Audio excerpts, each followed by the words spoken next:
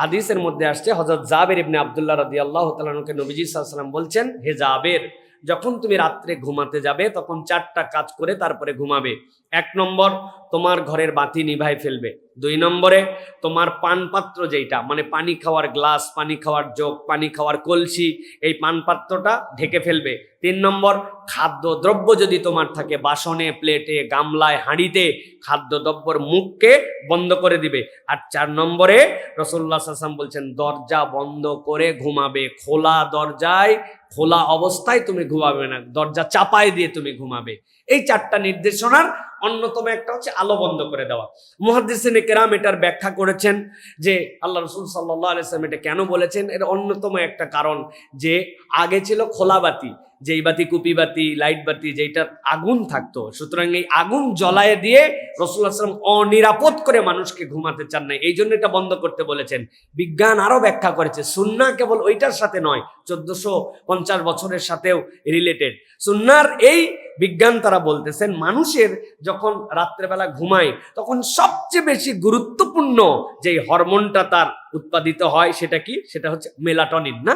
যেটার দ্বারা তার ব্রেন শার্প হয়, তার বুদ্ধি হয়, সে সামনের দিকে এগিয়ে যায়, তার বিভিন্ন হরমোন এইটার সাথে রিলেট হওয়ার কারণে সে একটা মানুষ পূর্ণতার দিকে যেতে পারে বা মানুষ সজীবতা নিয়ে বাঁচতে পারে।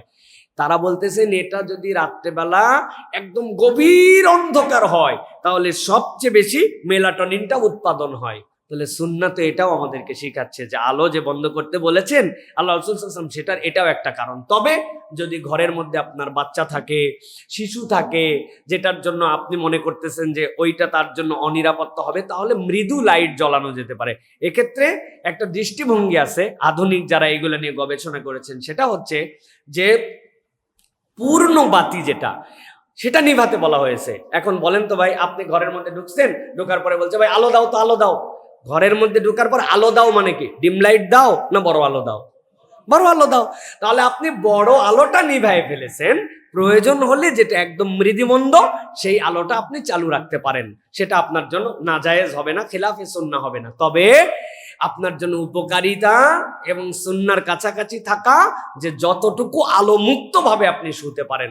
সাথে সাথে এটাও মনে রাখতে হবে, এশার পরে রাসূল সাল্লাল্লাহু আলাইহি ওয়াসাল্লাম শুয়ে পড়তেন, ফজরের আগে উঠতেন।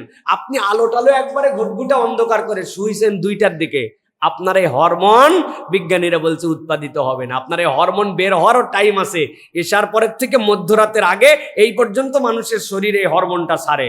সুতরাং রাসূলুল্লাহ সাল্লাল্লাহু আলাইহি ওয়াসাল্লামের সুন্নাহ প্রত্যেকটার সাথে একটার সাথে আরেকটা পরিপূরক। আল্লাহ আমাদেরকে পালন করার তৌফিক দান করেন। তবে কেউ যদি ঘরের মধ্যে প্রয়োজনের কারণে ডিম লাইট জ্বালায় শোয়, নাজায়েজ নয়। তবে চেষ্টা করতে হবে আলো যত কম করে দেওয়া যায়, একদম নাই নাই করে দিয়ে যায়, এর মধ্যে আমাদের জন্য প্রশান্তির ঘুম আছে। ওয়াজআলনাল লাইলা লিবাসা, রাতকে আল্লাহ রাব্বুল আমিন আমাদের জন্য এই যে আস্তরণ বানায় দিলেন, এইটা অন্ধকারের মধ্যে আমাদের জন্য কল্যাণ। আল্লাহ আমাদেরকে বোঝার তৌফিক দান করেন।